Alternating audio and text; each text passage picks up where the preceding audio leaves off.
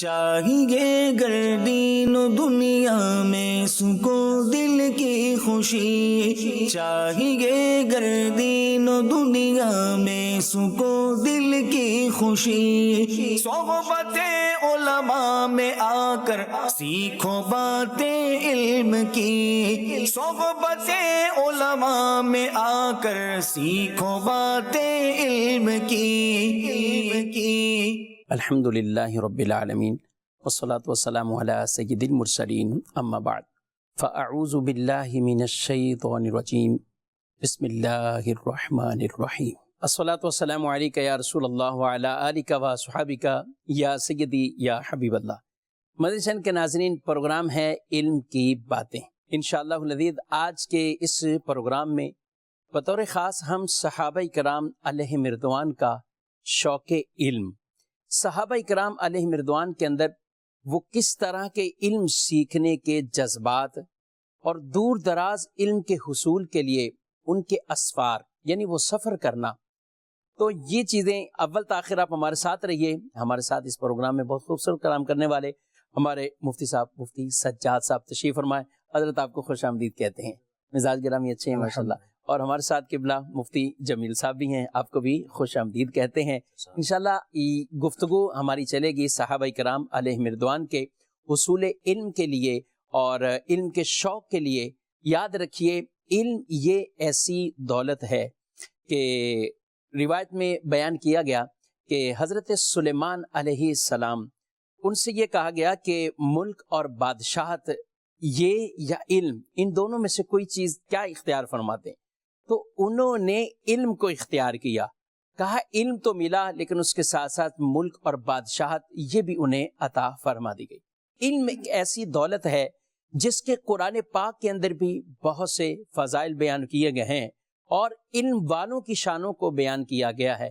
قُلْ هَلْ يَسْتَوِي الَّذِينَ يَعْلَمُونَ وَالَّذِينَ لَا يَعْلَمُونَ، ارشاد فرمایا محبوب آپ فرما دیجئے، کیا جاننے والے اور نہ جاننے والے کیا وہ برابر ہیں؟ ہرگز نہیں، بلکہ جاننے والوں کا مقام مرتبہ وہ بلند ہے، جاننے والوں کے فضائل وہ اللہ رب العالمین اس کے پیارے حبیب صلی اللہ علیہ وآلہ وسلم نے یہ بیان فرمائے ہیں۔ ہمارے پیارے نبی صلی اللہ تعالی علیہ وآلہ وسلم آپ ایک بار مسجد شریف میں تشریف لائے تو آپ نے دیکھا کہ کچھ لوگ ایک طرف بیٹھے ہوئے ہیں اور وہ اللہ کا ذکر کر رہے ہیں،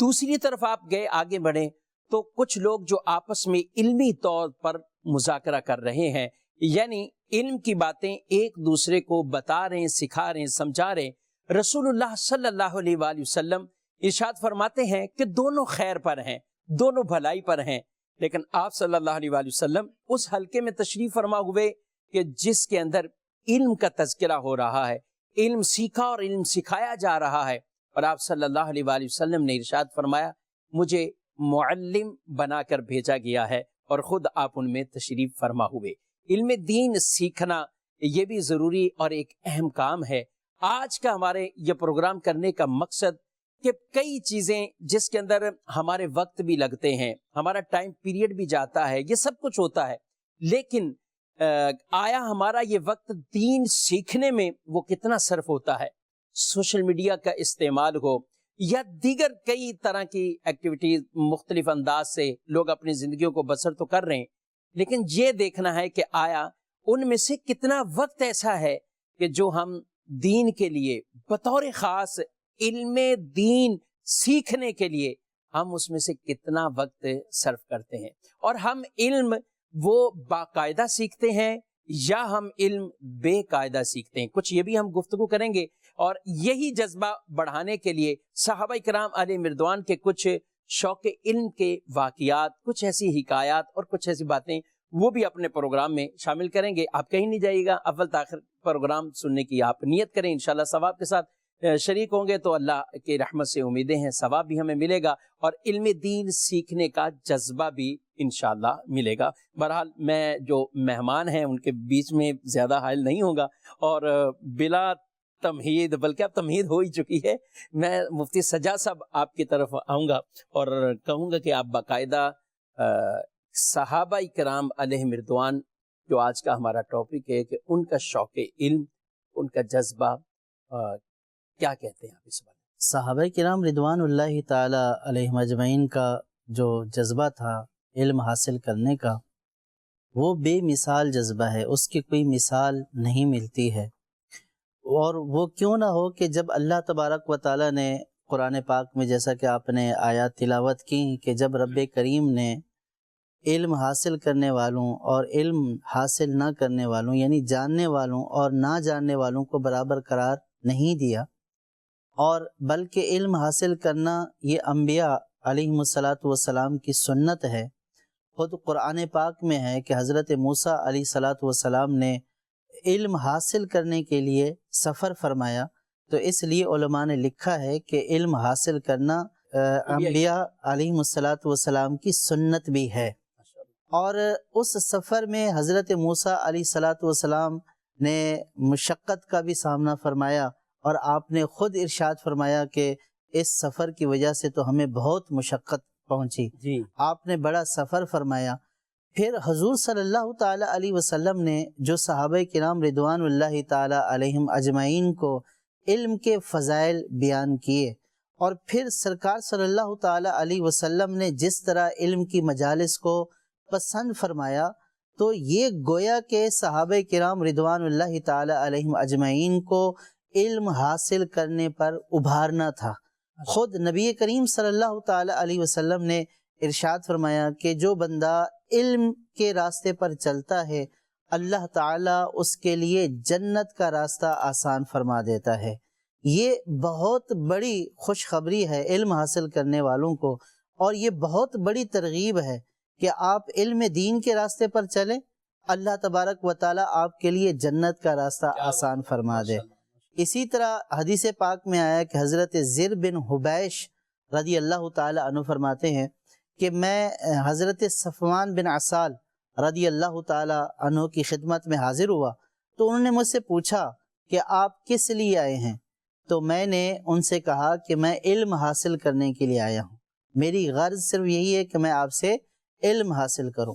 تو انہوں نے کہا کہ تمہیں مبارک ہو، میں نے نبی کریم صلی اللہ تعالی علیہ وسلم سے یہ سنا ہے کہ جو بندہ علم دین کے راستے پر نکلتا ہے، علم سیکھنے کے راستے پر چلتا ہے، فرشتے اس کی خوشی کے لیے اپنے پر بچھا دیتے ہیں۔ سبحان اللہ۔ تو یہ دنیا میں کوئی بھی ایسی یعنی چیز نہیں ہے کہ جس کی رضا کے یا جس کو خوش کرنے کے لیے فرشتے اپنے پر بچھائیں۔ اور دیگر احادیث پاک میں یہ بھی آیا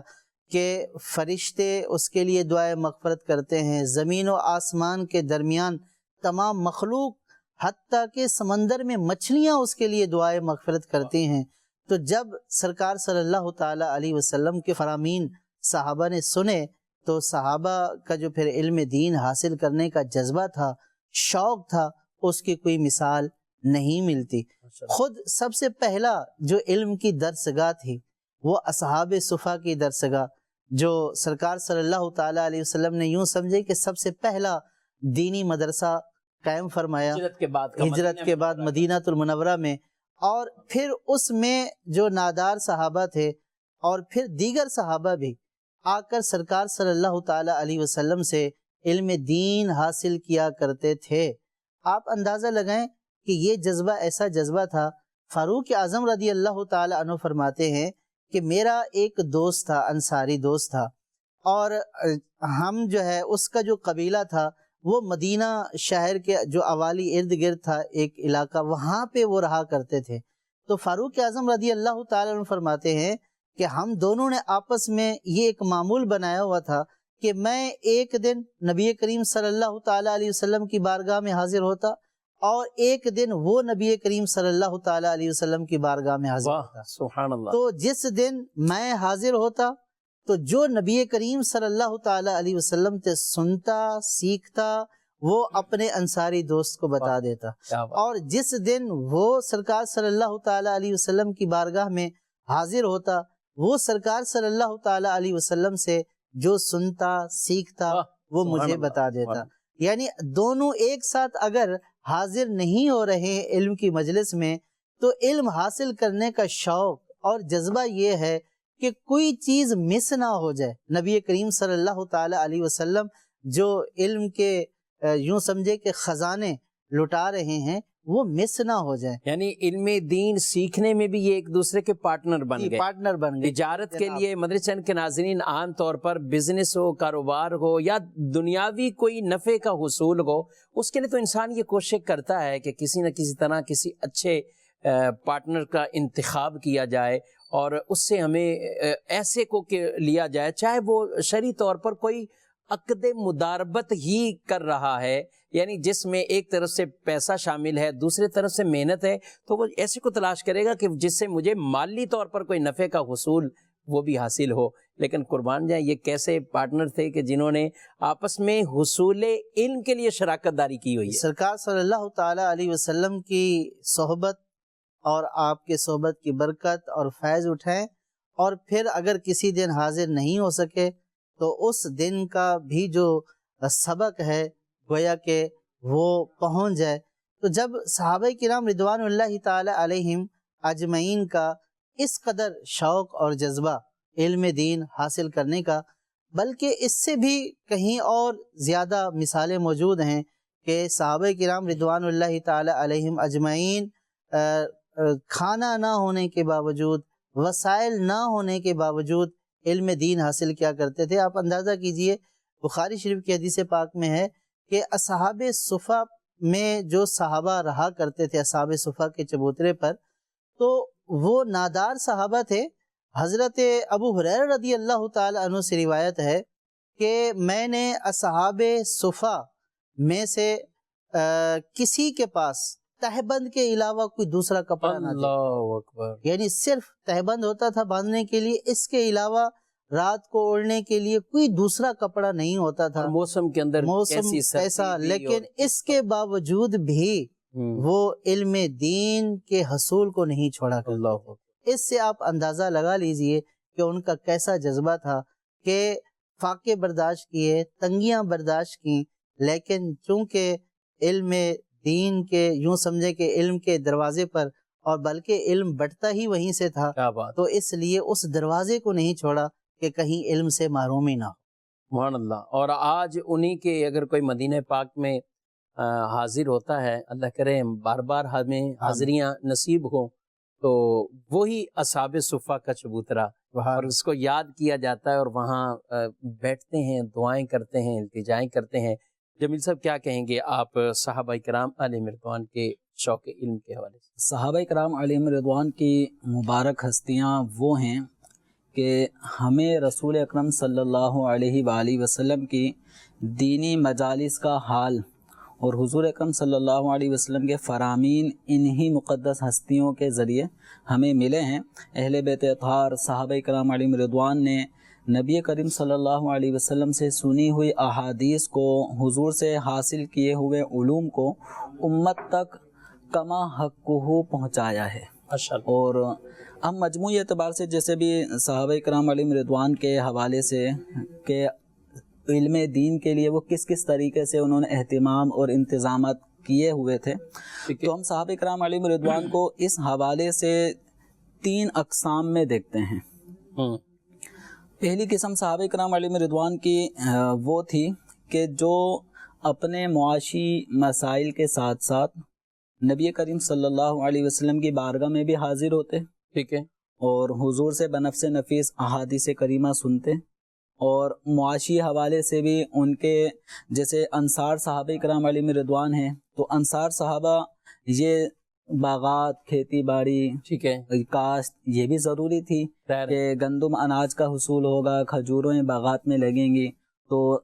ذریعہ معاش اور ساتھ ساتھ علم دین بھی حاصل کیا کرتے تھے. جیسے کہ حضرت عمر رضی اللہ تعالیٰ عنہ کا ابھی ایک واقعہ زیر بحث آیا کہ آپ نے اپنے ایک صاحب کو، انصاری صاحب کو، آپ نے اپنا ایک پارٹنر علم دین کے حوالے سے بنایا ہوا تھا، اور کبھی وہ سنتے احادیث تو حضرت عمر کو آ کے بتا دیتے، اور جب حضرت عمر سنتے تو ان کو شیئر کرتے. تو اس طرح علم کا تکرار بھی ہوتا کہ جو سنا ہے، سننے کے بعد آگے پہنچانے سے علم میں پختگی آتی ہے. تو ایک صحابہ کرام علیہ رضوان کا ہم یہ سمجھیں کہ ایک بہت بڑا طبقہ صحابہ کرام علیہم رضوان کا ایسا تھا کہ یا تو وہ انصار تھے اور باغات اور اپنی زمینوں کی کاشت کیا کرتے تھے، اور دوسرا صحابہ کرام علیہم رضوان میں مہاجرین کا طبقہ تھا، اور مہاجرین یہ تجارت کے معاملات بھی دیکھا کرتے تھے اور نبی کریم صلی اللہ علیہ وسلم سے علم دین بھی حاصل کیا کرتے تھے۔ صحابہ کرام علیہم رضوان کی دوسری جو قسم ہے علم دین سیکھنے کے حوالے سے، وہ وفود ہیں کہ مدینہ منورہ کے اطراف سے، دور دراز سے، کئی میلوں کے فاصلے سے صحابہ کرام علیہم رضوان نبی کریم رؤوف الرحیم صلی اللہ علیہ وسلم کی بارگاہ میں حاضری دیتے ہیں۔ اب ان کا یہ حاضر ہونا ایک مہینے کے لیے بھی ہوتا، چند ہفتوں کے لیے بھی ہوتا، چند دنوں کے لیے بھی ہوتا، اور یوں اپنے معاشی معاملات سے کچھ دن، کچھ ہفتے نکال کر بارگاہ رسالت صلی اللہ علیہ وسلم میں آ جاتے وفد کی صورت میں، اور وہ یہاں رہتے، اور جب احادیث کریمہ قرآن حضور سے سنتے، سیکھتے، سمجھتے، اور یہ گویا کہ علم دین کے لیے انہوں نے اپنے وقت کو فارغ کر لیا۔ اب یہ جو وہاں مدینہ منورہ میں حضور صلی اللہ علیہ وسلم سے جن صحابہ نے باقاعدہ سیکھا ہے، سن رہے ہیں، تو یہ ان سے تکرار کرتے، ان سے سیکھتے، اور پھر اپنے علاقوں میں واپس پہنچ جاتے۔ گویا قرآن پاک کی اس آیت کریمہ پر عمل تھا، فلولا نفر من كل فرقة منهم طائفة ليتفقهوا في الدين ولينذروا قومهم اذا رجعوا اليهم لعلهم يحذرون۔ تو کیا ایسا نہ ہوا ہر قوم میں سے کہ کچھ لوگ ان میں سے آئیں اور دین میں سمجھ بوجھ حاصل کریں، پھر واپس جا کے اپنی قوم کو ڈر سنائیں، اور تاکہ وہ بھی گناہوں سے بچیں اور شریعت کی تابع داری کے مطابق زندگی گزاریں۔ تو ایک طبقہ صحابہ کرام علیہم رضوان کا وہ تھا کہ جنہیں بارگاہ رسالت صلی اللہ علیہ وسلم میں کبھی کبھی حاضری نصیب ہوا کرتی تھی۔ ایسے بھی تھے کہ جن کو ایک ہی بار حاضری نصیب وفد کی صورت میں آ جاتے تھے، پھر یہیں 10 دن 15 دن مہینے یہیں، تو یہ پھر یہ واپس جا کے اپنی قوم کو جو حضور سے سیکھا وہ سکھاتے تھے۔ تیسرا طبقہ صحابہ کرام علیہم رضوان کا وہ ہے کہ جنہیں ہم اصحاب صفہ کہتے ہیں، کہ انہوں نے اپنے آپ کو تمام تر دنیاوی معاشی معاملات سے فارغ کیا ہوا تھا، اور بس در رسول پر ہی پڑا رہنا ان کا کام تھا، اور جو حضور صلی اللہ علیہ وسلم کی بارگاہ سے علم کی خیرات لٹائی جا رہی ہوتی تھی تو یہ اپنے دامنوں میں، اپنے سینوں میں سمیٹتے تھے، اور ایک طرح سے احادیث کریمہ کا ایک بہت بڑا ذخیرہ وہ اصحاب صفہ میں جو صحابہ کرام علیہم رضوان موجود ہیں ان کے پاس بہت بڑا احادیث کا ذخیرہ ہے، اور ان میں سر فہرست حضرت سیدنا ابو ہریرہ رضی اللہ عنہ۔ ماشاءاللہ، اور آج جب بھی ذکر ہوتا ہے اور حدیث پاک کے اوپر کے بطور خاص جن سے سب سے زیادہ روایات منقول ہیں اور زیادہ علم انہوں نے لے کر آگے امت تک یہ پہنچایا ہے، تو ان کے اندر سر فہرست سیدنا ابو ہریرہ رضی اللہ عنہ کا نام بھی آتا ہے۔ ابو ہریرہ رضی اللہ تعالی عنہ پر بات چلی، آپ اندازہ کیجئے کہ حضرت ابو ہریرہ رضی اللہ تعالی عنہ کو نبی کریم صلی اللہ تعالی علیہ وسلم کی بہت کم صحبت ملی، یعنی سرکار صلی اللہ تعالی علیہ وسلم کے 3 یا 4 سال آپ کو صحبت نصیب ہوئی۔ اسلام جب آپ نے لایا تو 3 سال جو ہے وہ سرکار کی صحبت میں رہے۔ بظاہر جب ہم ان کا نام سنتے تو ایسا لگتا ہے کہ کثرت شروع سے ہی گویا کہ شروع سے آپ کے ساتھ اتنی احادیث، لیکن 3 سال کی ایسی صحبت، کیا بات ہے، کہ اب احادیث کا جتنا ذخیرہ ان سے روایت ہے وہ اور صحابہ سے اتنا روایت نہیں ہے، اس لیے کہ حضرت ابو ہریرہ رضی اللہ تعالی عنہ کو جو شوق تھا، جو جذبہ تھا علم دین حاصل کرنے کا، تو وہ اتنا بے مثال تھا کہ بعض اوقات تو صحابہ بھی ان سے کہتے تھے کہ اے ابو ہریرہ، ہر بات پہ آپ یہ کہتے ہیں کہ سرکار صلی اللہ علیہ وسلم نے یوں فرمایا، سرکار صلی اللہ علیہ وسلم نے یوں فرمایا، تو آپ جواباً ارشاد فرمایا کرتے تھے کہ جب آپ تجارت میں مصروف ہوتے تھے میں اس وقت بھی سرکار صلی اللہ تعالی علیہ وسلم کی بارگاہ میں حاضر ہوتا تھا۔ یعنی ان کا ایک شوق اور جذبہ تھا کہ سرکار صلی اللہ تعالی علیہ وسلم کی گویا کہ کوئی بات مجھ سے مس نہ ہو رہنا۔ سرکار صلی اللہ تعالی علیہ وسلم جب بھی گھر سے باہر تشریف لیں، جب تک رہیں اس وقت تک حضرت ابو ہریرہ رضی اللہ تعالیٰ عنہ ساتھ رہیں، آپ سے سنیں اور پھر آگے پہنچائیں۔ اور یہ کوئی ایسا نہیں تھا کہ مطلب بہت بڑی سہولتوں کے ساتھ وہاں پہ صحابہ موجود تھے، بہت تنگ دستی کا عالم تھا۔ روایتوں میں یہ بھی آیا کہ اصحاب صفا رضوان اللہ تعالی علیہم اجمعین کا کھانے کے لیے یوں ہوا کرتا تھا کہ بعض اوقات سرکار صلی اللہ تعالی علیہ وسلم صحابہ کو ترغیب دلاتے کہ جس کے پاس 2 کا کھانا گھر میں موجود ہے تو وہ تیسرے اصحاب صفا میں سے لے جائے، اور جس کے پاس 4 کا کھانا موجود ہے تو وہ پھر اپنے ساتھ 5ویں فرد جو ہے وہ اصحاب صفا رضی اللہ تعالی عنہم میں سے شامل کر لے۔ یعنی اس طرح انہوں نے جو ہے وہ تنگ دستی کے حالات میں علم دین حاصل کیا۔ حضرت ابو ہریرہ رضی اللہ تعالیٰ عنہ کا تو بڑا مشہور واقعہ ہے کہ آپ ایک دن بھوک سے اس قدر نڈھال ہو گئے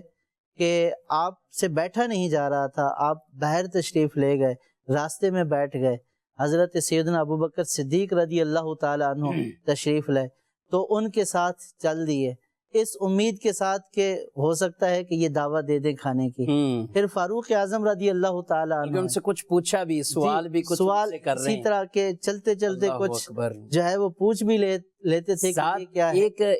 یعنی خودداری کا بھی بہت بڑا درس دیا اس حوالے سے کہ ایسی حالت ہے، ایسی اس وقت اور بھوک کا معاملہ ہے، یہاں پہ کوئی باقاعدہ مال یا کوئی ایسی چیز کا حصول کا سوال ایسا سوال نہیں تھا کہ آپ یہ دے دیں، اور ہے بھی مسافر ایک مطلب طالب علم کی حیثیت سے تھے، لیکن پھر بھی مسئلہ پوچھ رہے ہیں، کوئی بات علم کی پوچھ رہے ہیں کہ وہ خود ہی اندازہ لگا لیں کہ آثار ان پر جو ہے وہ بھوک کے ہیں۔ اچھا تو کیا ہوا؟ پھر آخر میں نبی کریم صلی اللہ تعالیٰ علیہ وسلم تشریف لائے تو ان کے ساتھ بھی حضرت ابو ہریرہ رضی اللہ تعالیٰ عنہ آپ صلی اللہ تعالیٰ علیہ وسلم کے ساتھ اسی طرح مسئلہ پوچھتے ہوئے ساتھ جو ہے وہ چلنے لگے۔ نبی کریم صلی اللہ تعالیٰ علیہ وسلم جب گھر میں پہنچے تو اب ان کا یہی تھا کہ کوئی دعوت نہیں دیتا تو پیچھے آ جاتے تھے، تو سرکار صلی اللہ تعالیٰ علیہ وسلم تو سب جانتے ہیں، آپ پر تو سب کے حال وہ سمجھتے ہیں بولیاں سب کی، چاہے کچھ بولا بھی نہیں ہے پھر بھی وہ جانتے ہیں، کیا جانتے ہی ہیں۔ تو سرکار صلی اللہ تعالیٰ علیہ وسلم جب گھر میں تشریف لے گئے تو آپ نے پوچھا کہ کچھ ہے، تو آپ کے گھر والوں میں سے کسی نے کہا کہ ایک دودھ کا پیالہ ہے۔ وہ سرکار صلی اللہ تعالیٰ علیہ وسلم کی بارگاہ میں لایا گیا۔ سرکار صلی اللہ تعالیٰ علیہ وسلم نے حضرت ابو ہریرہ رضی اللہ تعالیٰ عنہ کو بلایا، اور پھر جب وہ فرمایا کہ یہ دودھ کا پیالہ ہے، اصحاب صفا کو بلا لو، تو حضرت ابو ہریرہ رضی اللہ تعالیٰ عنہ اس وقت اور زیادہ آپ کو یعنی ایک فیل ہوا کہ ایک دودھ کا پیالہ ہے اور خود بھوک کی شدت ہے، اور پھر ان کو کہا سب کو بلا لو، جتنے سب آ جائیں گے تو پھر باقی کیا بچے گا۔ تو یوں اس تصور کے ساتھ گئے، اب سرکار نے فرمایا تھا تو بلا کر لے کر آئے،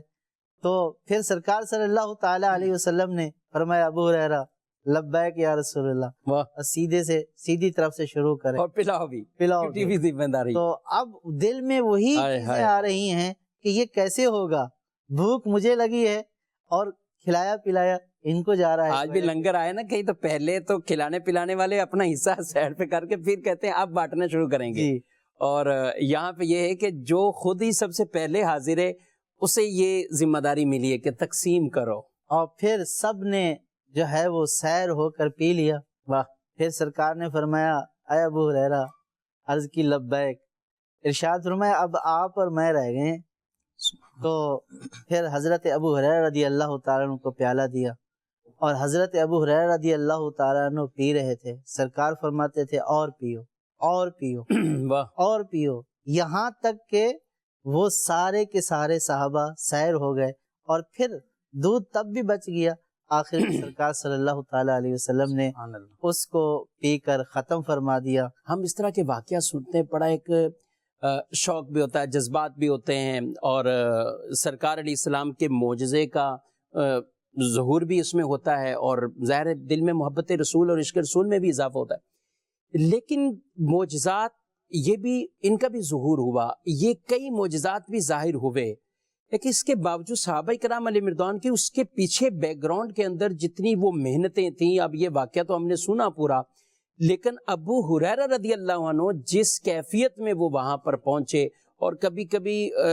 غشی آ جاتی تھی اور مسجد کے اندر آپ گر جاتے تھے، ایسا لگتا تھا کہ بے ہوش ہو گئے، یہ والی کیفیت بھی ان پر علم سیکھنے کے دوران ہی ایسی کیفیت پیدا ہو جاتی تھی۔ جی اصل میں وہی تھا نا کہ یعنی ہم نے ایک واقعہ سن لیا کہ جس طرح آپ نے جس طرف توجہ دلائی کہ ہم نے اس کو ایک معجزے کے تناظر میں لیا۔ سرکار صلی اللہ تعالیٰ علیہ وسلم کو تو عالی شان معجزہ ہے، جی بالکل، لیکن آپ دیکھیے کہ اس کے پیچھے کہ جو اصحاب صفہ رضی اللہ تعالیٰ عنہم کا شوق علم دین تھا، کہ ایسے حالات میں کہ جب نہ کھانے کو کچھ ہے نہ پینے کو کچھ ہے، اور اس وقت جو ہے وہ علم دین حاصل کرتے رہنا، یہ بہت بڑے کمال کی بات ہے۔ یہاں تک کہ احادیث پاک میں آیا کہ اصحاب صفہ رضی اللہ تعالی عنہم کے پاس کھانے کے لیے کچھ نہیں ہوتا تھا، تو صحابہ کیا کرتے تھے کہ جن کے باغات ہوتے تھے تو وہ کھجور کے بڑے بڑے گچھے لاتے اور مسجد نبوی میں لٹکا دیتے تھے۔ اللہ، تو صحابہ کرام رضوان اللہ تعالی علیہم جو علم دین، اصحاب صفہ جو علم دین حاصل کر رہے ہوتے، تو جب ان کو بھوک لگتی تو وہ چھڑی اٹھاتے اور وہاں سے چھڑی مارتے اور وہاں سے کھجوریں گرتی اور ان کھجوروں کو تناول فرماتے۔ اور پھر ایسا بھی ہوا کہ جن لوگوں کو اس بارے میں زیادہ یعنی کہ فقراء کے بارے میں دلچسپی نہیں تھی، انہوں نے ایسا بھی شروع کر دیا کہ جو بچی کچی اور ہلکی کھجوریں ہوتی اس کے گچھے لا کر کھڑے کر دیے۔ تو اللہ تبارک و تعالیٰ نے اس کے اوپر قرآن پاک کی آیت کا نزول فرمایا کہ اے ایمان والو، اپنے پاکیزہ مال جو ہے وہ دو، وَلَا تَيَمُّمُ الْخَبِيثَ، تم جو ہے وہ اپنے ستھرے کے ساتھ خبیث کو مکس نہ کرو، بلکہ اللہ کے راستے میں وہ خرچ کرو کہ جو پاکیزہ اور ستھرا ہو، پسندیدہ ہو۔ تو پھر جب یہ وعید آئی تو اس کے بعد جو ہے وہ لوگ جو ہے وہ صاف ستھری کھجوروں کے خوشے وہاں پہ لٹکایا کرتے تھے۔ تو اب اس سے اندازہ کریں کہ صحابہ نے کن حالات میں اللہ جو ہے وہ سرکار سے قرآن کا علم، سرکار سے حدیث کا علم حاصل کیا، اس بات کی پرواہ کیے بغیر کہ دوپہر کا ہے کھانے کو، رات کا ہے کھانے کو، کل کیا ہوگا، کل کیا نہیں ہوگا۔ اب اندازہ کریں ان تمام واقعات سے جو ایک سبق ہے وہ یہ ہے کہ علم دین حاصل کرنا یہ اتنا گویا کہ ایک بلند پایا کام ہے، ایک اعلیٰ درجے کا کام ہے کہ جس کو صحابہ کرام رضوان اللہ تعالی علیہم اجمعین نے تندہی کے ساتھ حاصل کیا، اور پھر اس کو اسی طریقے سے لوگوں تک پہنچایا۔ یہ آج جو احادیث کا ذخیرہ،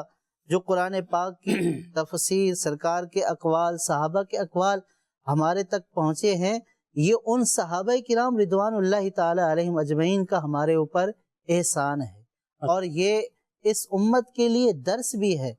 کہ ہم اس امت کے بہترین لوگ سرکار صلی اللہ تعالی علیہ وسلم کے جو اصحاب ہیں، حدیث پاک کے مطابق اللہ نے جو ہے وہ بہترین دلوں کا انتخاب جو ہے وہ سرکار کے لیے فرمایا۔ امت میں دیکھا کہ جن کے دل بہترین تھے ان کو سرکار کی صحبت کے لیے پسند کیا۔ تو جو اس امت کے بہترین لوگ ہیں جن کو سرکار کی صحبت ملی، وہ بھی علم دین حاصل کرنے میں اس قدر حریص تھے اور اس قدر انہوں نے مشقتوں سے علم دین حاصل کیا۔ آج اللہ نے ہمیں سہولتیں دی ہیں، ہمیں آسانیاں دی ہیں، تو ہمیں بھی آج ان سہولتوں اور آسانی میں اور وسائل کی دستیابی میں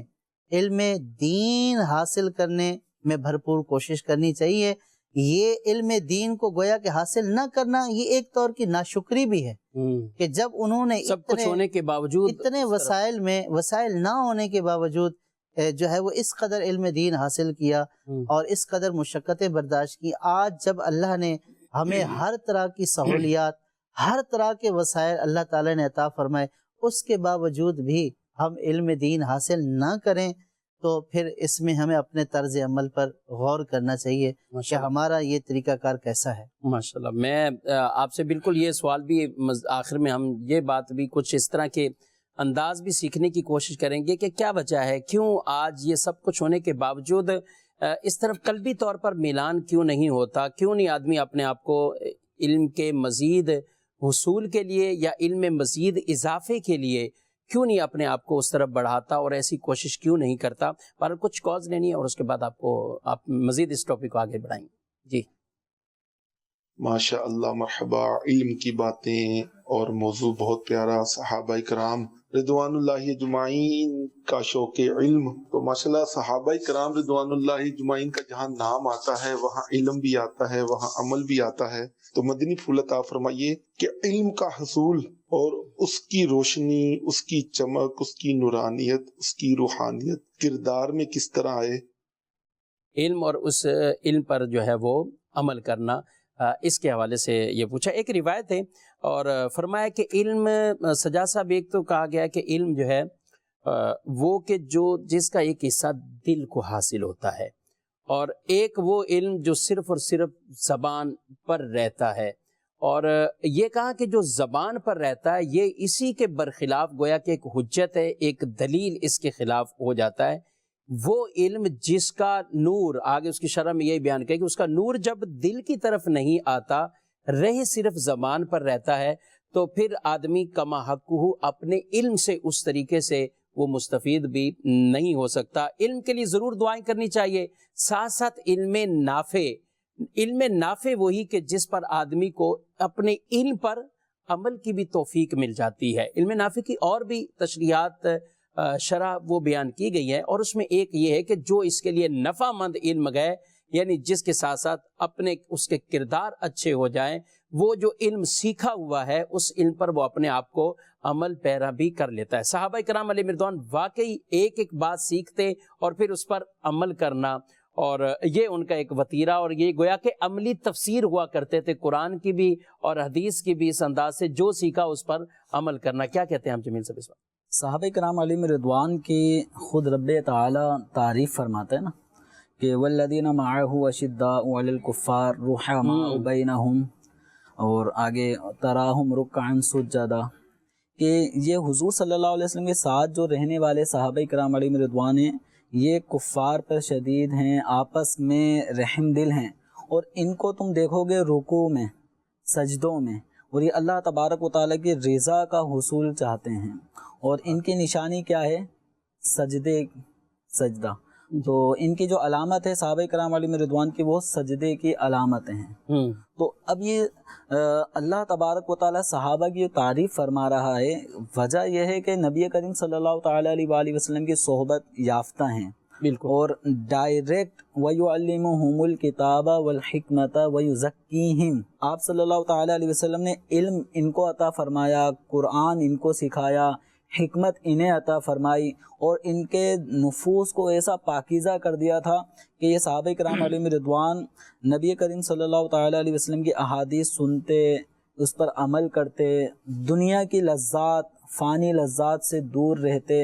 اور آخرت کی طرف ان کا میلان تھا۔ تو اگر کوئی چاہتا ہے کہ علم کی روحانیت اور برکتیں حاصل ہوں تو اس کو چاہیے کہ علم پر عمل اس کو اپنے اوپر لازم کرے، اور جو علوم اس کو حاصل ہیں ان میں جو تقوی اور پرہیزگاری کا درس دیا جا رہا ہے اس کو اپنائے، تو انشاءاللہ وہ روحانیت خود بخود اسے نصیب ہوگی۔ ہم صحابہ کرام علیہ رضوان کا جو شوق علم ہے اس کے حوالے سے ہمارا سلسلہ جاری ہے۔ حضرت عبداللہ بن مسعود رضی اللہ تعالیٰ عنہ اصحاب کرام کی یہ وصف بیان کرتے ہوئے ارشاد فرماتے ہیں، کانا اصحاب محمد صلی اللہ علیہ وسلم ابر الامت قلوبا،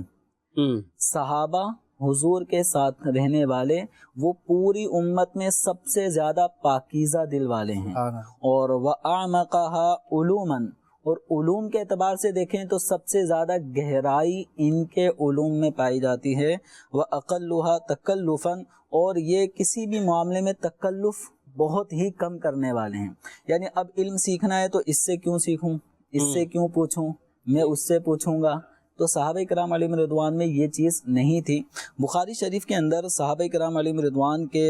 علم دین کے حصول کے حوالے سے جو ان کے سفر ہیں ان کا ذکر موجود ہے، اور بخاری شریف میں ایک حدیث مبارکہ میں مذکور رحل جابر بن عبداللہ مسیرۃ شہر الی عبداللہ بن انیس فی حدیث واحد۔ حضرت جابر بن عبداللہ کا نام احادیث کے راوی صحابہ کرام علیہم رضوان میں آتا ہے، جابر بن عبداللہ عن جابر بن عبداللہ، یہ بکثرت احادیث میں آ رہا ہوتا ہے۔ اب ان صحابہ جنہوں نے باقاعدہ حضور سے کئی احادیث سنی ہیں بنفس نفیس، اب ایک وقت ایسا آیا کہ ان کو ایک حدیث مدینہ منورہ میں ان کو ایک حدیث کسی نے بیان کی، لیکن وہ ڈائریکٹ انہوں نے حضور سے وہ حدیث نہیں سنی تھی۔ اچھا، اب ان کو پتہ چلا کہ اس حدیث کو بیان کرنے والے جو صحابی ہیں وہ ملک شام میں عبداللہ بن انیس ہیں، انہوں نے حضور سے باقاعدہ خود سنی تھی۔ واہ، ٹھیک ہے، تو اب یہ صحابی رضی اللہ تعالیٰ عنہ اپنے گھر سے نکلتے ہیں اور ملک شام کا سفر کرتے ہیں، حضرت عبداللہ بن انیس رضی اللہ تعالیٰ عنہ کے دروازے پر دستک دیتے ہیں۔ ملازم آتا ہے کہ کون؟ تو فرماتے ہیں جابر بن عبداللہ۔ تو اندر سے آواز آتی ہے کہ وہی جابر جو صحابی رسول ہیں، تو مدینے سے آئے، تو کہا کہ جی ہاں۔ تو اور انہیں عبداللہ بن انیس رضی اللہ تعالیٰ عنہ کے پاس آنے کا مقصد بھی بیان کیا۔ تو حضرت عبداللہ بن انیس وہ باہر تشریف لائے، حضرت جابر بن عبداللہ ایک عرصے کے بعد صحابہ میں آپس میں ملاقات ہوئی، بڑی گرم جوشی سے ملاقات، مصافحہ، سلام دعا ہوئی۔ اس کے بعد فرماتے ہیں کہ ایک حدیث میں نے تو دیگر صحابہ سے سنی ہے، لیکن انہوں نے ڈائریکٹ حضور سے نہیں سنی، اور مجھے پتہ چلا ہے کہ وہ حدیث آپ نے حضور کی لبوں سے سنی تھی، تو وہ حدیث میں آپ سے سننا چاہتا ہوں۔ واہ، تو چنانچہ پھر حضرت سیدنا عبداللہ بن انیس رضی اللہ تعالیٰ عنہ نے وہ حدیث سنائی کہ سمیعت رسول اللہ صلی اللہ علیہ وسلم یقول۔ اس کا جو ایک لطف ہوتا ہوگا، اس کا ایک انداز لطفی، اور بعض تو خود اپنے کانوں کی طرف اشارہ کرتے ہوئے میں نے ان کانوں سے خود رسول اللہ صلی اللہ علیہ وسلم سے سنی ہے۔ تو یہ صحابہ کرام علیہم رضوان، یعنی حدیث شریف ان کے علم میں آ چکی ہے، لیکن جن صحابی نے بیان کی ہے انہوں نے خود نہیں سنا تھا۔ تو یہ صحابہ کرام علیہم رضوان کے جتنا زیادہ ایک تو خود احادیث رسول حضور سے بنفس نفیس سنتے رہے، پھر ایک حدیث جو ڈائریکٹ ان تک نہیں پہنچی تھی انہیں ایک صحابی بیان کرنے والے ہیں، تو یہ ان تک پہنچے تاکہ میرا حضور سے حدیث سننے کا زمانہ قریب ہو جائے، وہ واسطے بھی قریب ہو جائیں، کم ہو جائیں۔ تو یہ صحابہ کرام علیہم رضوان کا ایک انداز ہوا کرتا تھا۔ اسی طرح حضرت سیدنا ابو ایوب انصاری رضی اللہ تعالیٰ عنہ کا مدینہ منورہ سے مصر کا سفر کرنا، اس لیے کہ ایک حدیث مبارکہ وہ حضرت سیدنا عقبہ بن عامر بیان کرتے ہیں، اور وہ حدیث جو مفتی سجاد صاحب نے بھی بیان کی کہ علم کی تلاش میں جو نکلتا ہے، تو حضرت عقبہ بن عامر رضی اللہ عنہ نے علم کی فضیلت میں وہ حدیث بیان کی۔ سعید بن مسیب رضی اللہ تعالیٰ عنہ فرماتے ہیں کہ ایک ایک حدیث کے لیے مجھے کئی دن اور کئی راتیں سفر کرنا پڑتا تھا۔ اسی طرح ہمارے صحابہ کرام علیہم رضوان میں حضرت عبداللہ بن مسعود رضی اللہ تعالیٰ عنہ، ان کا بڑا نام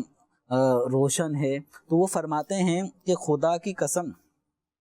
قرآن پاک کی ہر آیت کے بارے میں جانتا ہوں کہ وہ کہاں نازل ہوئی اور کس معاملے میں نازل ہوئی، اس کا شان نزول کیا ہے۔ اگر اتنا یعنی ایک ایک آیت کا علم جنہیں ہو، اور ان صحابی کی بھی شوق علم دین کی کیفیت کیا ہے، فرماتے ہیں اگر مجھے پتہ چل جائے کہ کوئی شخص کتاب اللہ کا مجھ سے بھی زیادہ علم رکھتا ہے تو میں ضرور سوار ہو کر اس کے پاس جاؤں گا، اور میں رسول اکرم صلی اللہ علیہ وسلم کے دہن مبارک سے 70 سے زائد صورتیں خود میں نے حضور سے سنی ہیں، براہ راست سنی ہیں، اور سب صحابہ کو معلوم ہے کہ میں قرآن کا علم کتنا جانتا ہوں، لیکن فرماتے وما انا بخیرین، میں ان سے بہتر نہیں ہوں، لیکن صحابہ جانتے ہیں کہ میں علم قرآن کتنا رکھتا ہوں، اور اپنا ذوق اور شوق بتا رہے ہیں کہ اگر مجھے پتہ چلے کہ جتنا علم مجھے ہے اس سے بھی زیادہ اگر کسی کے پاس ہے تو میں سفر کر کے اس کے پاس جاؤں گا۔ اور یہ صحابہ کرام علیہم رضوان اس طرح سفر کرتے رہے، ایک دوسرے سے بھی علم نبی کریم صلی اللہ علیہ وسلم کے فرامین سنتے رہے۔ اگر ہم دیکھیں تو شفیق بھائی، صحابہ کرام علیہم رضوان میں नौजवान सहाबा का भी तबका है, सहाबा इकराम अलैहिम रिदवान में बच्चों का भी एक तबका है, ठीक है, सहाबा में बूढ़े और ज़ईफ़ अफराद का भी है, इसी तरह ख़वातीन का भी है। अगर हम इन तमाम सहाबा इकराम अलैहिम रिदवान की कैटेगरी हमने सुनी, बच्चे, जवान, बूढ़े, ख़वातीन, इन सब के शौक़ इल्म दीन के वाक़ियात किताबों में मौजूद हैं। तो जैसे कि हज़रत सैयदना समूरा बिन जुंदुब रदियल्लाहु ताला अन्हु फरमाते हैं कि मैं कम उम्र था और सहाबा इकराम अलैहिम रिदवान के दरमियान हुजूर जब जलवा फरमा होते तो आप जो इरशादात फरमाते थे तो मैं उनको सुनकर, हुजूर के फरामीन को सुनकर याद कर लिया करता था। अब चूँकि मजलिस नबवी में मुझसे उम्र रसीदा सहाबा भी हुआ करते थे, तो बस मैं लब कुशाई नहीं कर सकता था, मजीद कोई सवाल पूछना जैसा होता है जी, तो वो पूछ नहीं पाते थे कि अकाबिर सहाबा मौजूद बिल्कुल हैं, ऐसे ही। इनका अदब भी बरकरार रखते थे। तो साथ ही साथ जो हुजूर से सुनते थे तो अपनी कम सीनी में जो अहादीस इन्होंने सुनी हैं वो इनको याद हैं, और आम तौर पे हम किताबों में पढ़ते हैं समूरता इब्न जुंदुब, और रिवायात रावियान हदीस में इनका भी नाम आता है। इसी तरह बेशुमार सहाबा इकराम अलैहिम रिदवान बचपन से हुजूर की अहादीस सुना करते थे। एक मशहूर सहाबी जो रसूल अकरम सल्लल्लाहु अलैहि वसल्लम के बड़े चहीते हैं, हज़रत सैयदना अब्दुल्ला बिन अब्बास रदियल्लाहु ताला अन्हु, मुफस्सिर कुरान हैं। नबी करीम सल्लल्लाहु अलैहि वसल्लम ने इनको हिब्रुल उम्मा का लक़ब अता फरमाया, उम्मत के बड़े आलिम।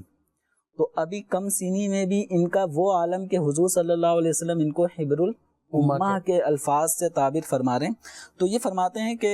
हुजूर अकरम सल्लल्लाहु अलैहि वसल्लम के विसाल ज़ाहिरी के बाद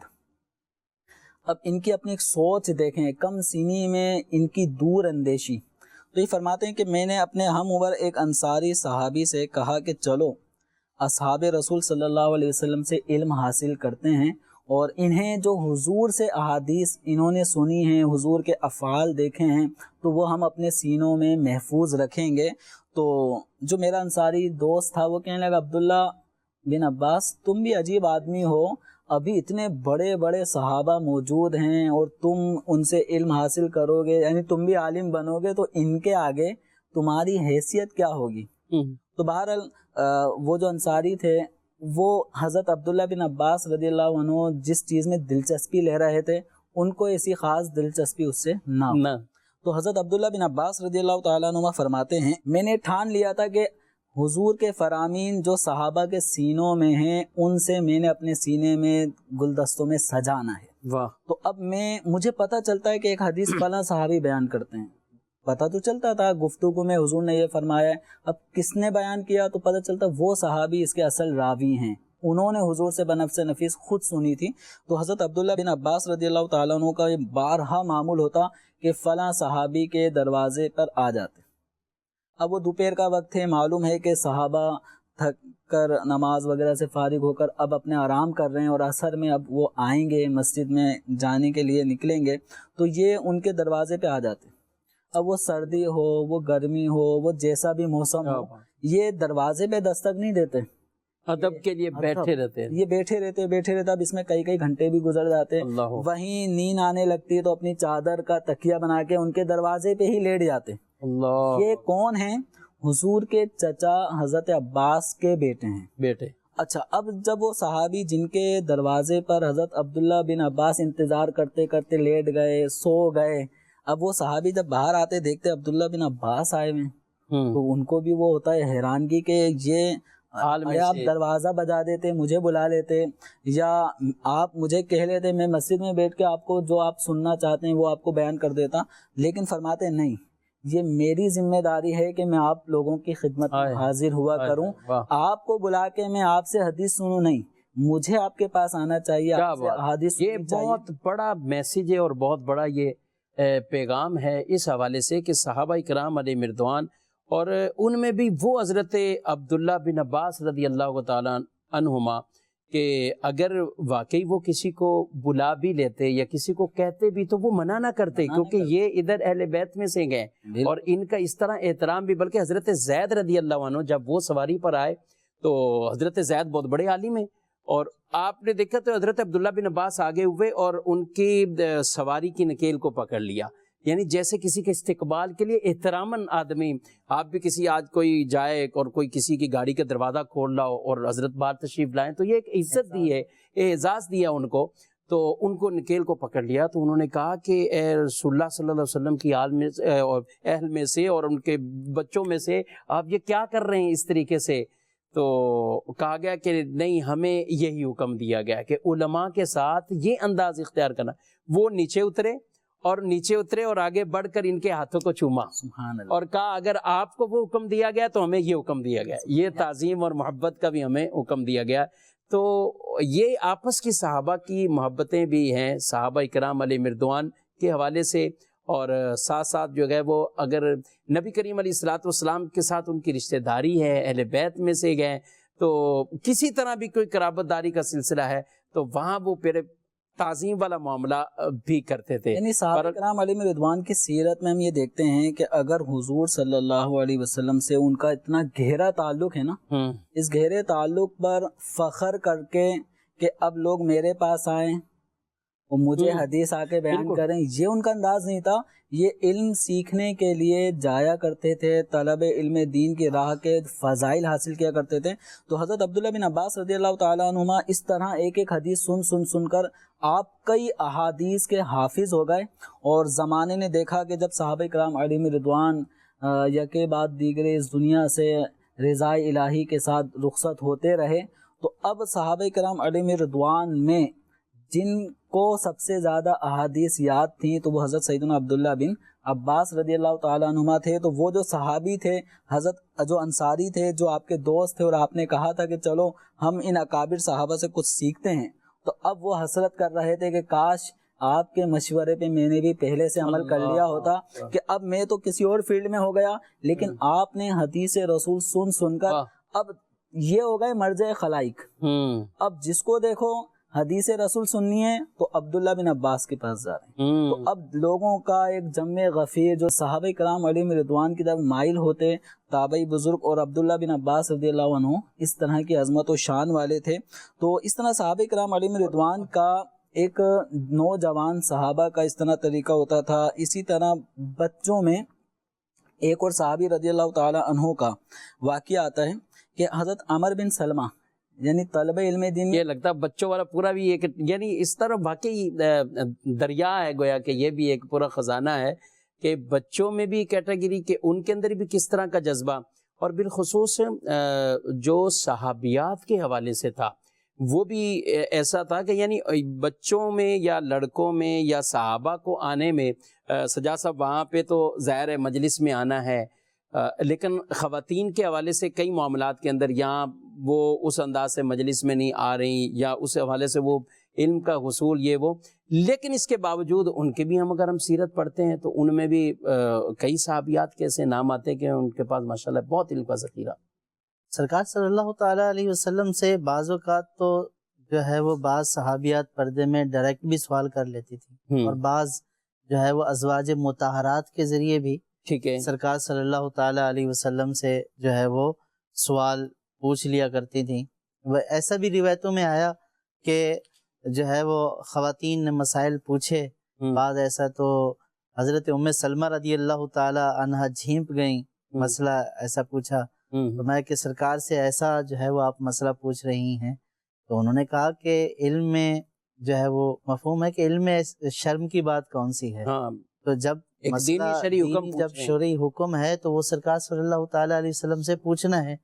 تو صحابیات بھی چاہے وہ علم دین حاصل کرنے میں پیچھے نہیں تھیں. اور اب دیکھیں نا کہ صحابہ کا جو صحابیات ہوں، صحابہ ان کا جو اہتمام ہے نا، اس کو دیکھ کر ہی لگتا ہے کہ مطلب یہ کتنا علم دین کے شوقین تھے، کتنا جذبہ تھا. جیسے حضرت جابر بن عبداللہ کا جو ہے وہ بیان کیا، اس کے بارے میں ان کے بارے میں فرمایا گیا کہ آپ نے اسپیشل اونٹ خریدا، شام میں حدیث پاک سننے جانا تھا تو اس کے لیے اسپیشل اونٹ خریدا، زاد راہ جمع کیا، اور پھر ایسا نہیں ہے کہ شام میں جا کر مہینے کا سفر کرنے کے بعد وہاں پہ ٹھہرے، حدیث سنی، حدیث سننے کے بعد واپس فرمایا کہ بس میں صرف اسی کام کرنے کے لیے آیا تھا اور وہ میرا ہو گیا. اب مجھے نہیں رہنا، اب واپس گھر۔ اللہ اسی طرح حضرت ابو دردہ رضی اللہ تعالیٰ عنہ، کثیر بن قیس رضی اللہ تعالیٰ عنہ فرماتے ہیں کہ میں شام دمشق میں جو ہے وہ مسجد میں بیٹھا تھا حضرت ابو دردہ رضی اللہ تعالیٰ عنہ کے ساتھ، تو ایک صحابی رسول صلی اللہ تعالیٰ علیہ وسلم حدیث پاک سننے کے لیے، تو حضرت ابو دردہ نے رضی اللہ تعالیٰ نے ان سے سوال کیا کہ آپ کہیں کسی تجارت کی غرض سے یا کسی اور کام کی غرض سے؟ انہوں نے فرمایا مجھے کوئی غرض نہیں ہے، میں صرف سرکار صلی اللہ تعالیٰ علیہ وسلم کی آپ سے حدیث پاک سننے کے لیے آیا ہوں جو آپ سرکار صلی اللہ تعالیٰ علیہ وسلم سے روایت کرتے ہیں۔ تو اب اندازہ کریں کہ ایک حدیث کے لیے سفر، اور یہ گئے بھی مدینہ الرسول سے، مدینہ منورہ سے شام میں دمشق مسجد کے اندر، تو صرف وہ سنی اور اس کے بعد واپس، یعنی یہ اس سے یہ بھی ہو رہا ہے کہ ان کے جو اسفار تھے، سفر تھے، وہ خالص علم حاصل کرنے کے لیے تھے۔ جب مقصد حاصل ہوا تو اب ٹھہرنا نہیں۔ حضرت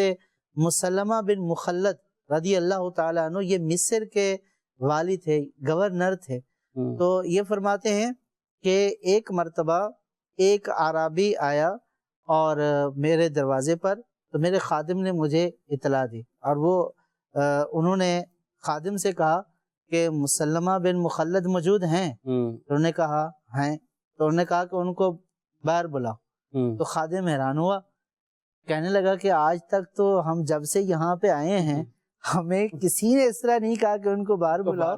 بلکہ ہمیں تو یہ کہا جاتا ہے کہ ان سے اجازت لے لیں، اگر وہ اجازت دیں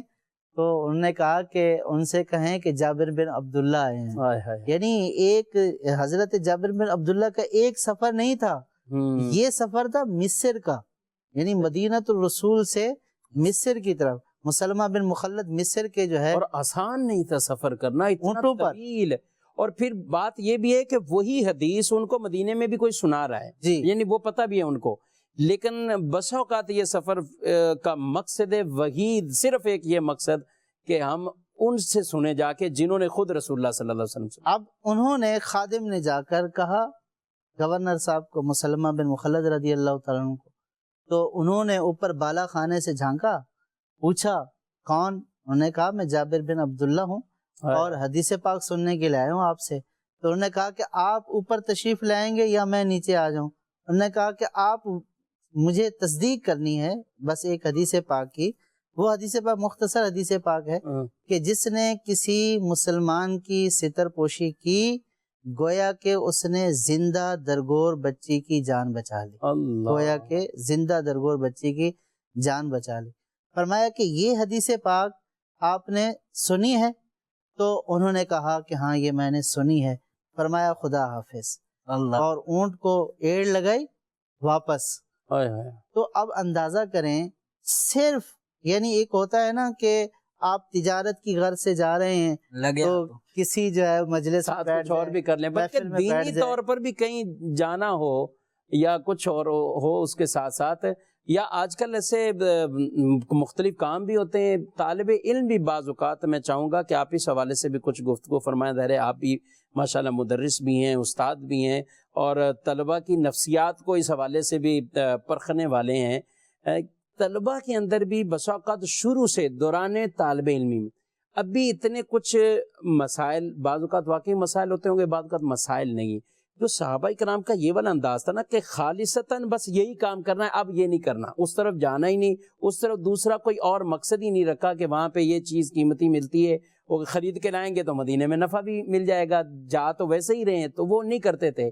کیونکہ صرف توجہ ایک ہی طرف، اسی طرف۔ تو کئی طلبہ دوران طالب علمی بھی پھر وہ ارد گرد کچھ معاملات شروع کر دیتے ہیں۔ ابھی ہم نے چلو یہ 2 گھنٹے تو ہمارے پاس فارغ ہی تھے، چلو کام کر لیں، لیکن پھر وہ کام میں اتنا انہماک اور دوسری طرف متوجہ اتنا ہو جانا، اور وہ دینی جو علم ہے اس کو ایک گویا کہ ثانوی حیثیت ہو جاتی۔ اصل بات یہ ہے کہ مقصد سے ہٹ جانا، جب مقصد ایک نہ رہے اور آدمی کا ذہن جو ہے وہ کئی چیزوں کی طرف بٹ جائے،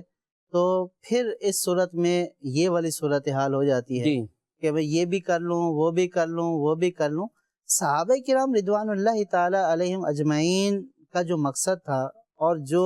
انہوں نے سرکار صلی اللہ تعالی علیہ وسلم کے مبارک دہن سے، آپ کے مبارک منہ سے جو فضائل سنے اور جو اس کی برکتیں دیکھیں، تو ان فضائل سننے اور برکتیں دیکھنے کے بعد ان کا پھر ذہن کسی اور طرف جاتا نہیں تھا۔ ان کے نزدیک سب سے بڑا خزانہ ہی علم تھا۔ اس لیے بھی بڑا خزانہ علم تھا کہ سرکار نے خود فرمایا کہ انبیاء کی میراث علم ہے۔ انبیاء کی میراث علم ہے کہ جس نے علم سے جو ہے وہ حصہ حاصل کیا، گویا کہ اس نے بہت بڑا حصہ حاصل کر لیا۔ جس نے علم کو پا لیا اس نے انبیاء کی میراث سے بہت بڑا حصہ حاصل کر لیا۔ تو صحابہ علم کو جو ہے وہ یوں انبیاء کی میراث سمجھ کر حاصل کیا کرتے تھے کہ یہ سرکار کی میراث بٹ رہی ہے اور اس میراث میں سے حصہ پا لو۔ تو جب یہ مقصد بنایا جائے گا کہ ہمیں مال و دولت نہیں بلکہ انبیاء کی میراث چاہیے، اور وہ میراث جو ہے وہ صرف اور صرف کیا ہے؟ علم ہے۔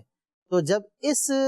کو سوچ کر علم حاصل کریں گے تو پھر دیگر سارے مقاصد جو ہے وہ ہٹ جائیں گے۔ اور جب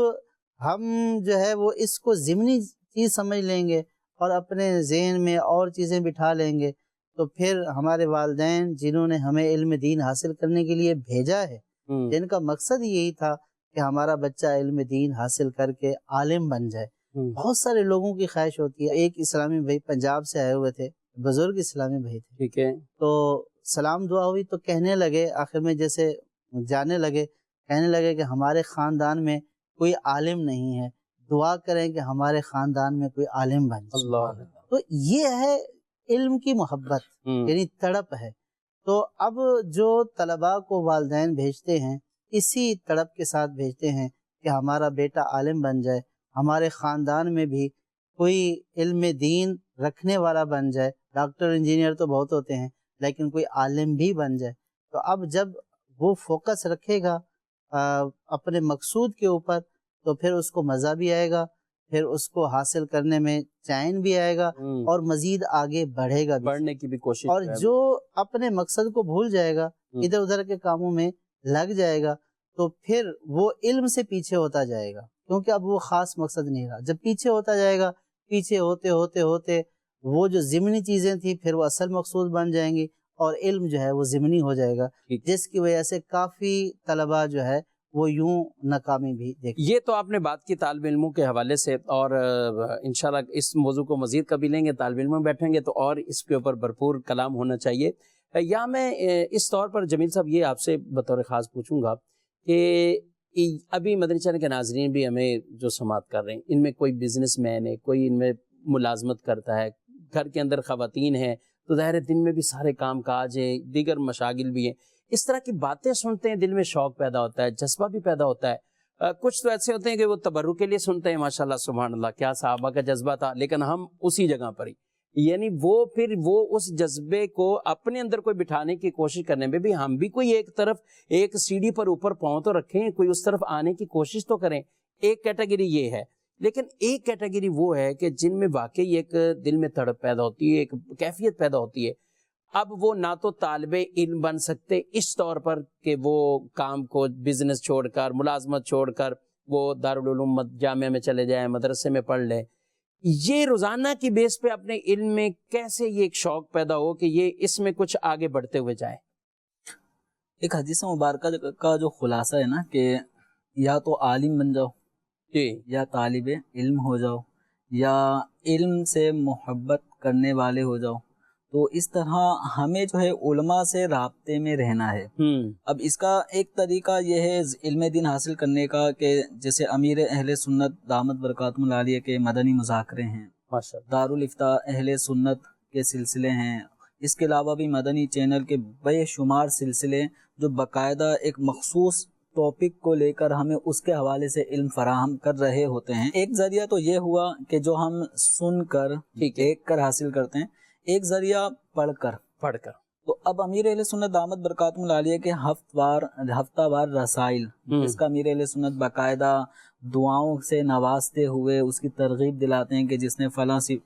رسالہ 17 صفحے کا 18 صفحے کا پڑھا، اس کو اللہ تعالیٰ یہ نعمت عطا فرمائے، دعائیں فرماتے ہیں۔ تو ان رسائل کو اگر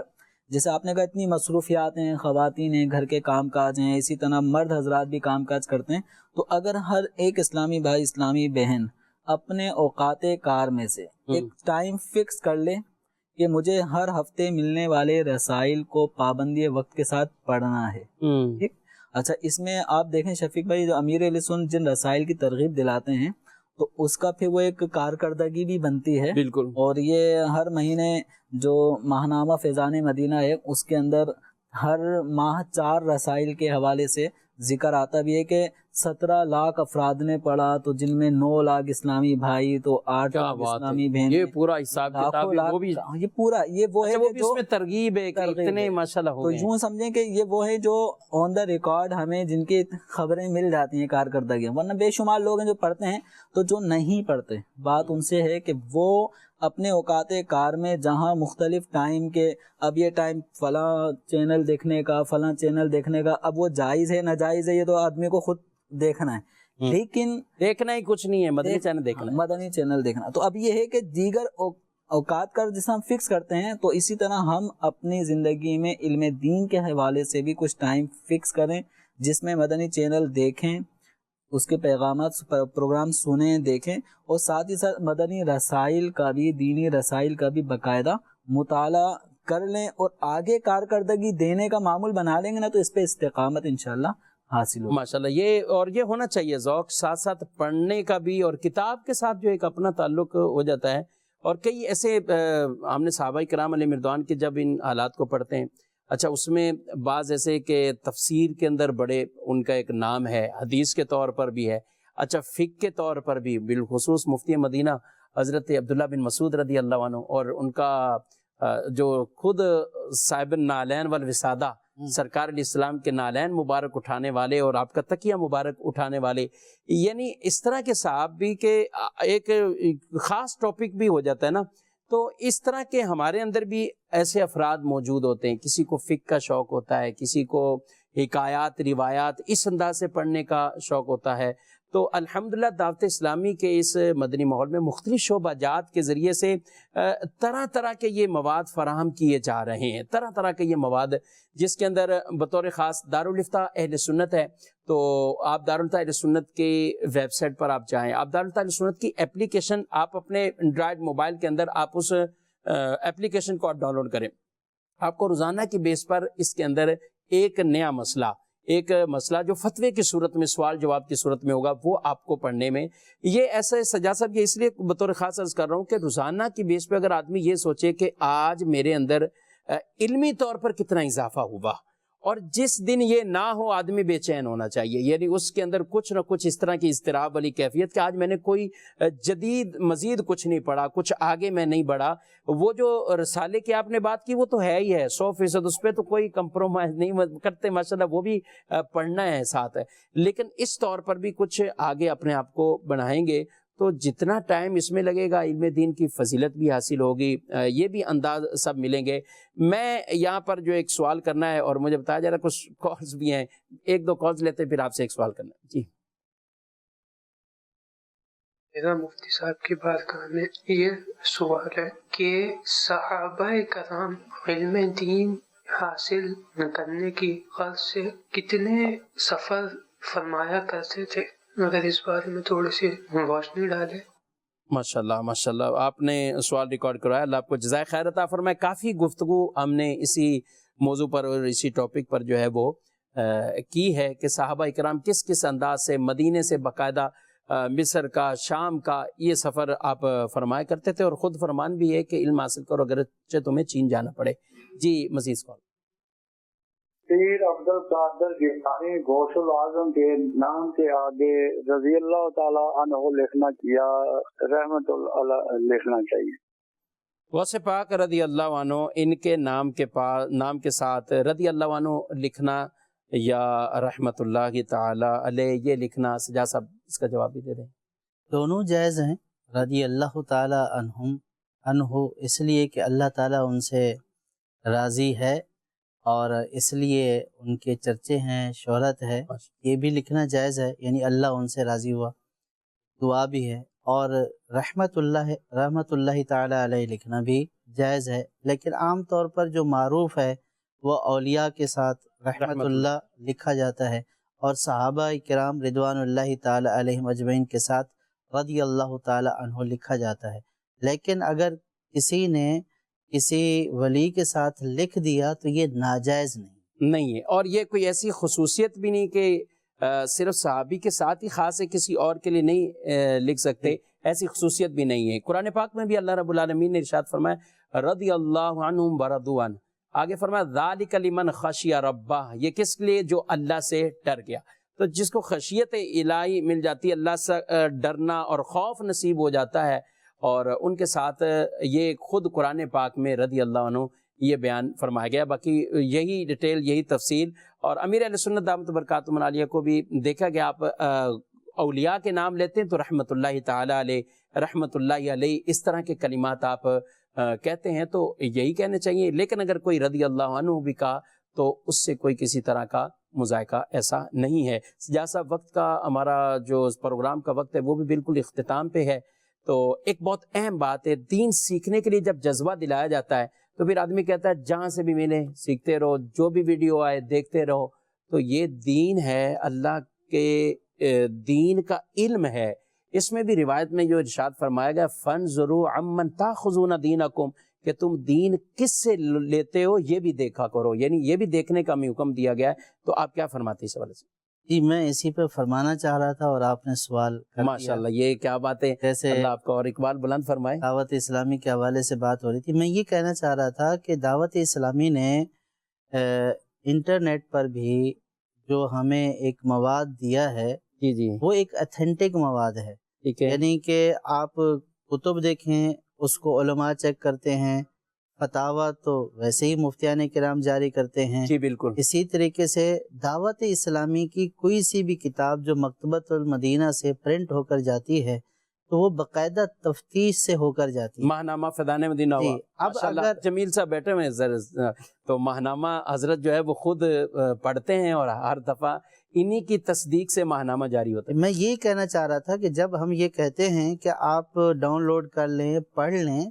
تو وہاں پہ ہمیں اس بات کا بھی خیال رکھنا ہے کہ آپ کون سی چیز ڈاؤن لوڈ کر رہے ہیں اور کون سی چیز جو ہے وہ پڑھ رہے ہیں، چاہے آڈیو ویڈیو کلپ جو جو بھی آتے ہیں واٹس ایپ میں آ رہے ہوتے ہیں ادھر ادھر، اور آپ اتھینٹک ذرائع جہاں پہ اس بات کی شیورٹی ہو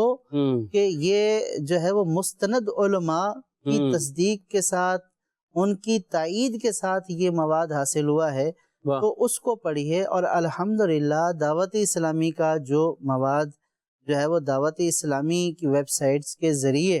رکھا ہوا ہے تو یہ مستند علماء کی نگرانی میں اور ان کی تائید کے ساتھ، تصدیق کے ساتھ جو ہے وہ پرنٹ کیا جاتا ہے۔ تو اس اعتبار سے دعوت اسلامی کا جو مواد ہے یہ اتھینٹک بھی ہے اور مستند علماء کی نگرانی میں بھی ہے۔ تو اس لیے جب بھی آپ یعنی اگر آپ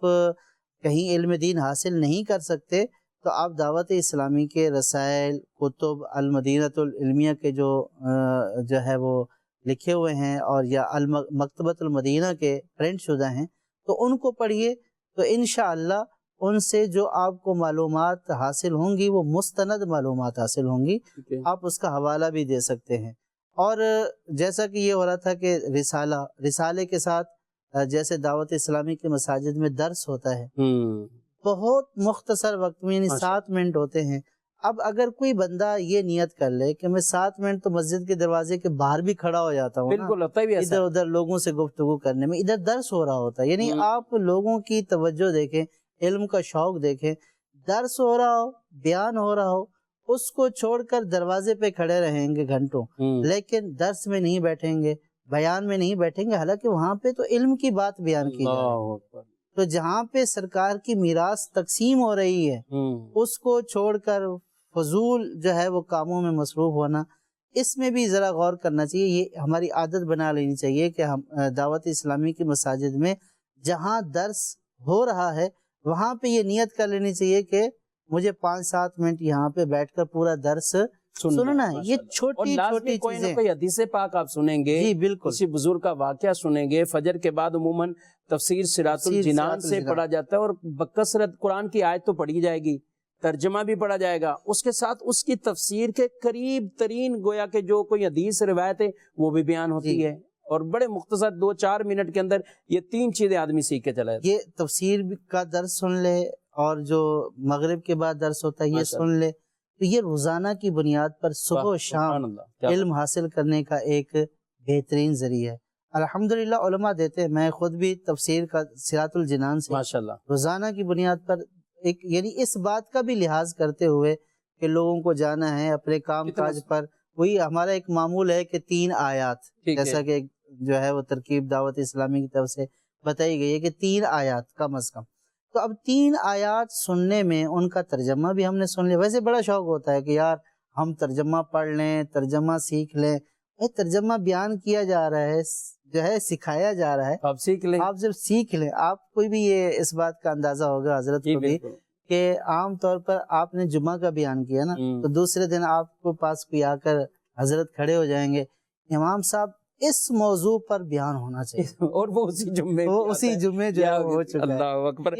یا بس وقت کسی کی غلطی پر کوئی یا واقعہ ہو جائے تو یہ بھی آ کے کہہ دیا جاتا ہے یار علماء اس کو بیان کیوں نہیں کرتے، پھر بھی قصور علماء کا آ جاتا ہے اس میں۔ یہ بھی بڑا اپنے ٹاپک وہ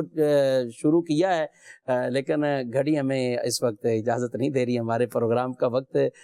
وہ اپنے اختتام کو پہنچا ہے۔ ماشاءاللہ بڑے خوبصورت انداز میں آج صحابہ کرام علیہم رضوان کا جو شوق علم تھا اس کو بیان کیا ہے، لیکن اسی سے اٹیچ تدوین حدیث، یہ حدیث پاک کا جو ذخیرہ ہمارے پاس آیا نا، یہ کیسے آیا اور حدیث کو کیسے جمع کیا گیا۔ قرآن کے جمع کرنے کے واقعات تو وہ ہم سنتے ہیں، وہ ہم بیان بھی کرتے ہیں۔ اب تدوین حدیث وہ بھی ہماری نیت ہے انشاءاللہ اگلے پروگراموں میں ان کو بھی ہم ساتھ شامل کریں۔ تدوین فقہ کا معاملہ کیسے ہوا، فقہ کے اوپر کیا امام تھے، اور بالخصوص امام اعظم ابو حنیفہ رضی اللہ تعالیٰ عنہ، ان کے اور ان کے شاگردوں کی، ان کے تلامذہ کی وہ فقہ کے اوپر کیا کیا خدمات تھیں۔ تو یہ ہماری علم کی باتیں ہیں، تو انشاءاللہ طویل اللہ نے چاہا تو ان کو ہم اس طرح کے ٹاپک لے کر آئیں گے اور ان پروگرام کو مزید اچھا سے اچھا کر کے آپ کے سامنے پیش کرنے کی کوشش کریں گے۔ اللہ مجھے، آپ کو، سب کو علم نافع عطا فرمائے، جو علم ہم سیکھیں اس علم پر اللہ ہمیں عمل کرنے کی بھی توفیق عطا فرمائے۔ مدنی چینل دیکھتے رہیے، مدنی چینل کا ساتھ بھی دیتے رہیں، اللہ نیکی کی توفیق دے۔ فی امان اللہ، آمین، بجاہ النبی الامین صلی اللہ علیہ وآلہ۔ چاہیے گر دین و دنیا میں سکون دل کی خوشی، چاہیے گر دین و دنیا میں سکون دل کی خوشی، صحبت علماء میں آ کر سیکھو باتیں علم کی، صحبت علماء میں آ کر سیکھو باتیں علم کی،